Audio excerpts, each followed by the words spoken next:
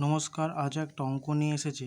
অঙ্কটা বলা আছে কি আয়কর 10% থেকে বৃদ্ধি পেয়ে 15% হওয়ায় কোনো এক ব্যক্তিকে 150 টাকা বেশি দিতে হয়, তার আয় কত?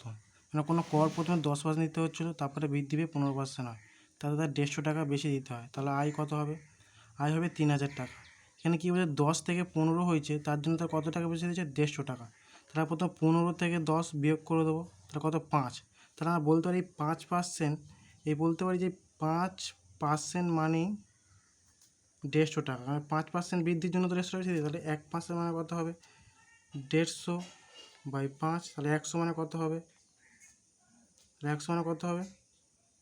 150/5 গুণ 100 গুণ 100।